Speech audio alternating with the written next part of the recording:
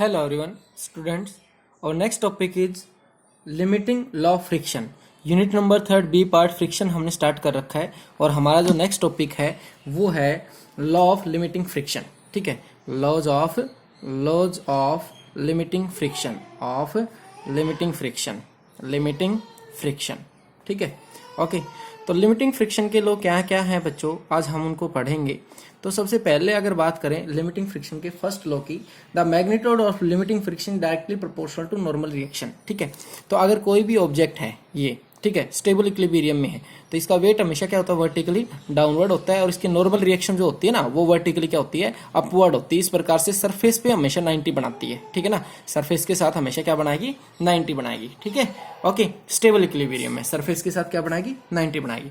और जो law of limiting friction क्या कहता है कि लिमिटिंग फ्रिक्शन जो होता है वो डायरेक्टली प्रोपोर्शनल होता है नॉर्मल रिएक्शन के. ठीक है, और नॉर्मल रिएक्शन डायरेक्टली प्रोपोर्शनल होती है किसके, वेट के, यानी कि किसके डायरेक्टली प्रोपोर्शनल है, mg के. ठीक है, g अगर कांस्टेंट है तो नॉर्मल रिएक्शन अगर बात करें तो डायरेक्टली प्रोपोर्शनल किसके है, मास के. यानी कि अगर किसी ऑब्जेक्ट का मास ज्यादा होगा उसका नॉर्मल रिएक्शन उतना ही ज्यादा होगा, और जिसका नॉर्मल रिएक्शन जितना ज्यादा है उसका लिमिटिंग फ्रिक्शन उतना ही ज्यादा होगा. ठीक है, यानी कि उस बॉडी को मोशन में लाने के लिए हमें उतने ही फोर्स की ज्यादा जरूरत पड़ेगी. ठीक है, heavier the body more will the normal reaction. इसका मतलब तो यही हुआ कि बॉडी जितनी हैवी होगी उतना नॉर्मल रिएक्शन क्या होगा, ज्यादा होगा. More will the required force to move the body because of more limiting friction. और अब ज्यादा फोर्स की रिक्वायरमेंट होगी बॉडी को मूव करने के लिए, किसके कारण से, लिमिटिंग फ्रिक्शन के कारण से. ठीक है, क्योंकि लिमिटिंग फ्रिक्शन बढ़ गया है, किसके कारण से, नॉर्मल रिएक्शन के कारण से. ओके, फर्स्ट लो यही है हमारा कि लिमिटिंग फ्रिक्शन डायरेक्टली प्रोपोर्शनल होता है नॉर्मल रिएक्शन के. ठीक है, सेकंड लो क्या है बच्चों, ये देखो,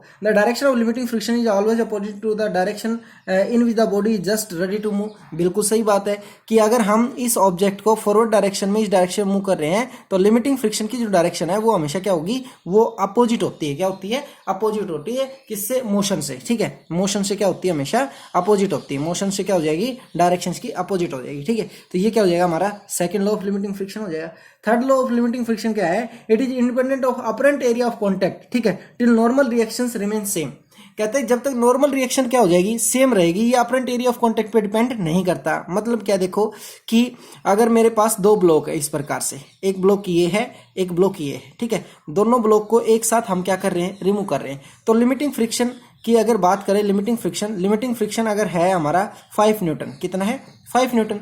ओके, और अगर हम एक ब्लॉक के ऊपर दूसरा ब्लॉक रख देते हैं अब इस प्रकार से, और अब इसको मूव करते हैं तो भी लिमिटिंग फ्रिक्शन कितना लगेगा, 5 न्यूटन लगेगा. कितना लगेगा, 5 न्यूटन. क्यों, क्योंकि नॉर्मल रिएक्शन टोटल क्या थी, पहले R1 R2. ठीक है, तो टोटल नॉर्मल रिएक्शन कितनी हो जाएगी, R1, यानी कि limiting friction directly proportional to R1 plus में R2. और अब भी लिमिटिंग फ्रिक्शन क्या है, यानी कि क्या हो जाएगा, R1 नॉर्मल रिएक्शन इसका, R2 इसका, यानी कि टोटल नॉर्मल रिएक्शन कितना हो जाएगा, यानी कि R1 प्लस में R2. यानी कि लिमिटिंग फ्रिक्शन अब भी क्या है, डायरेक्टली प्रोपोर्शनल है, किसके, नॉर्मल रिएक्शन के. तो अगर नॉर्मल रिएक्शन क्या है, सेम है, तो अपरेंट एरिया ऑफ कांटेक्ट के क्या होता है, इंडिपेंडेंट होता है. यहां पे तो अपरेंट एरिया क्या है, ज्यादा है, यहां पे अपरेंट एरिया कम है. तो एरिया पे अगर अपरेंट एरिया पे फ्रिक्शन डिपेंड करता तो क्या होता है बच्चों कि यहां पे फ्रिक्शन ज्यादा लगना चाहिए था, लेकिन दोनों जगह सेम है. क्यों, क्योंकि नॉर्मल रिएक्शन क्या है, दोनों का सेम है. ओके, तो नॉर्मल रिएक्शन के क्या होता है, इंडिपेंडेंट होता है. क्या होता है, independent. Third law of limiting friction यही है. Okay, fourth law of limiting friction क्या है, देखो कि the force of limiting friction depends upon the nature of the material of the surface in contact and their roughness and smoothness. बिल्कुल सही बात है कि भाई जो मटेरियल है ना, जो मटेरियल है उसके सरफेस के नेचर पे, उसका नेचर कैसा है, वो मटेरियल कैसा है, और मटेरियल कैसा है ये डिपेंड करेगा कि उसका सरफेस कैसा है, कि सरफेस उसका रफ है या फिर स्मूथ है. ठीक है ना, ओके, सरफेस क्या है, रफ है या फिर क्या है, स्मूथ है. ठीक है, स्मूथनेस और रफनेस ऑफ सरफेस पे क्या करेगा, फ्रिक्शन, लिमिटिंग फ्रिक्शन क्या करेगा, डिपेंड करेगा. अगर सरफेस स्मूथ होगा तो लिमिटिंग फ्रिक्शन क्या हो जाएगा, लेस हो जाएगा. अगर सरफेस क्या होगा, स्लाइडिंग में, और अगर सरफेस क्या होगा, रफ होगा, तो लिमिटिंग फ्रिक्शन क्या होगा, ज्यादा लगेगा. ओके, तो यानी कि इस हिसाब से हम क्या कर सकते हैं, लॉ ऑफ लिमिटिंग फ्रिक्शन को हमने पढ़ लिया, और ये 4 लॉ है लॉ ऑफ लिमिटिंग फ्रिक्शन के, ये हमारे आगे बहुत काम आएंगे. ओके, अब है नेक्स्ट टॉपिक हमारा, नेक्स्ट है कोफिशिएंट ऑफ फ्रिक्शन. ठीक है, तो कोफिशिएंट ऑफ फ्रिक्शन क्या कहते हैं बच्चों, तो according to law of limiting friction अगर पढ़े हम, अकॉर्डिंग टू फर्स्ट लॉ, ठीक है, यानी कि first law of limiting friction, तो फर्स्ट लॉ क्या है, अकॉर्डिंग टू फर्स्ट लॉ, ठीक है। तो फर्स्ट लॉ लिमिटिंग फ्रिक्शन क्या क्या है बच्चों कि एफ डायरेक्टली प्रोपोर्शनल टू होता है किसके, आर के, और एफ अगर डायरेक्टली प्रोपोर्शनल आर के तो साइन ऑफ प्रोपोर्शनल को हटाने के लिए क्या लगा दिया हमने, कांस्टेंट लगा दिया। कांस्टेंट क्या लगा दिया, म्यू लगा दिया, ठीक है। Mu with the constant of, और ये जो कांस्टेंट है इसी का नाम क्या है, कोएफिशिएंट ऑफ लिमिटिंग फ्रिक्शन, ठीक है। क्या नाम है, कोएफिशिएंट ऑफ लिमिटिंग फ्रिक्शन। तो अगर म्यू की वैल्यू हमेशा निकालनी होगी तो एफ बाई आर आ जाएगा, ठीक है ना। क्या आ जाएगा, एफ बाई आर। आर क्या है, नॉर्मल रिएक्शन है, और एफ क्या है, लिमिटिंग फ्रिक्शन है। क्या है, लिमिटिंग फ्रिक्शन, ठीक है। तो उसके बाद अगर हम बात करें कोएफिशिएंट ऑफ फ्रिक्शन डिपेंड किसके ऊपर करता है, डिपेंडेंस, डिपेंडेंस, ठीक है। तो dependence of coefficient of friction, तो पहली जो डिपेंडेंस है कोएफिशिएंट ऑफ फ्रिक्शन की वो है भाई नेचर, ठीक है। तो यानी कि किसके ऊपर डिपेंड करता है, नेचर के ऊपर, nature of contact of the surface, कि कांटेक्ट ऑफ सरफेस का नेचर कैसा है उस पर क्या करता है, डिपेंड करता है। सेकंड जो है वो डिपेंड करता है भाई ड्राई और वेट के ऊपर, कि अगर सरफेस ड्राई होगा तो ये कुछ और होगा, और वेट होगा तो कुछ और होगा, ठीक है ना, गीला या फिर सूखा है, ठीक है। थर्ड जो है कोएफिशिएंट ऑफ फ्रिक्शन डिपेंड करता है रफ और स्मूथ सरफेस के ऊपर, रफनेस और स्मूथनेस के ऊपर, ठीक है। कि सरफेस क्या है, रफ है और स्मूथ है, उसके ऊपर भी क्या करता है, कोएफिशिएंट ऑफ फ्रिक्शन डिपेंड करता है, ठीक है। उसके बाद पॉलिश्ड एंड नॉन पॉलिश्ड, भाई पॉलिश्ड है या फिर नॉन पॉलिश्ड है, पॉलिश्ड और नॉन पॉलिश्ड, ठीक है, इसके ऊपर भी क्या करता है, कोएफिशिएंट ऑफ फ्रिक्शन डिपेंड करता है। और लास्ट है नेचर ऑफ द मटेरियल, ठीक है, किसके ऊपर डिपेंड करता है, फिफ्थ है नेचर ऑफ द मटेरियल, किसके ऊपर, मटेरियल के नेचर पे, मटेरियल के सरफेस पे, ठीक है।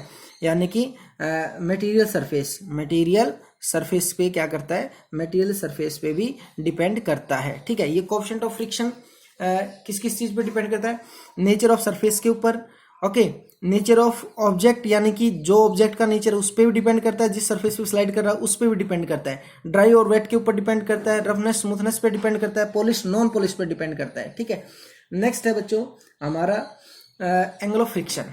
इससे पहले अगर बात करें हम कोएफिशिएंट ऑफ काइनेटिक फ्रिक्शन, ठीक है, तो कोएफिशिएंट ऑफ काइनेटिक फ्रिक्शन, ठीक है, काइनेटिक फ्रिक्शन। अगर काइनेटिक फ्रिक्शन का कोएफिशिएंट की अगर बात करें, ठीक है, तो काइनेटिक फ्रिक्शन का जो कोएफिशिएंट होता है वो क्या होता है, it is the ratio of the kinetic friction to normal reaction, यानी कि म्यू के इज इक्वल टू क्या हो जाएगा, एफ के बाई क्या हो जाएगा, आर हो जाएगा, इस प्रकार से। यानी कि उसी फार्मूले को हम काइनेटिक की फॉर्म में रख देंगे इस प्रकार से। लेकिन खास बात क्या है कि काइनेटिक फ्रिक्शन जो होता है हमेशा ही क्या होता है, काइनेटिक फ्रिक्शन लेस होता है स्लाइटली किससे, लिमिटिंग फ्रिक्शन से। क्यों, क्योंकि बॉडी क्या कर चुकी होती है, मोशन में आ चुकी होती है, ठीक है। इसीलिए अगर बात करें कोएफिशिएंट ऑफ काइनेटिक फ्रिक्शन भी हमेशा स्लाइटली लेस होता है as comparable to coefficient of limiting friction, ठीक है। लिमिटिंग फ्रिक्शन से काइनेटिक फ्रिक्शन का कोएफिशिएंट हमेशा क्या होता है, कम होता है, और ये फ्रिक्शन भी क्या होता है, स्लाइटली लेस होता है as comparable to limiting friction, ठीक है। यहां तक क्लियर बच्चों। नेक्स्ट है एंगल ऑफ फ्रिक्शन, नेक्स्ट है angle of friction, angle of friction. Angle of friction को हम किससे रिप्रेजेंट करते हैं, थीटा से रिप्रेजेंट करते हैं। किससे रिप्रेजेंट करते हैं, थीटा से, ठीक है। तो एंगल ऑफ फ्रिक्शन क्या है हमारा, ये देख लीजिए कि अगर बात करें हम, ये कोई ऑब्जेक्ट है हमारे पास इस प्रकार से, ठीक है, ये कोई ऑब्जेक्ट है और इसको हम क्या कर रहे हैं, फॉरवर्ड डायरेक्शन में, यानी कि अप्लाइड फोर्स इस डायरेक्शन में, ठीक है। तो ये क्या है, अप्लाइड फोर्स, अप्लाइड फोर्स, हमने अप्लाइड फोर्स इस डायरेक्शन में इसको लगा दिया, P be the applied force, okay. तो अगर वेट की बात करें तो वेट क्या होता है, हमेशा वेट हमेशा वर्टिकली क्या होता है, डाउनवर्ड होता है, ये क्या हो जाएगा, वेट हो जाएगा, ठीक है। और वेट के अगेंस्ट बिल्कुल सरफेस के 90 कौन बनाता है, नॉर्मल रिएक्शन बनाती है, तो ये क्या है, नॉर्मल रिएक्शन, ठीक है, ओके। अब क्या है बच्चों, अगर लिमिटिंग फ्रिक्शन की बात करें तो फ्रिक्शन किस डायरेक्शन में लगता है, अगर फॉरवर्ड डायरेक्शन में मूव करें तो फ्रिक्शन तो बैकवर्ड डायरेक्शन में लगेगा, यानी कि ये क्या हो जाएगा, फ्रिक्शन फोर्स हो जाएगा, ठीक है, ओके।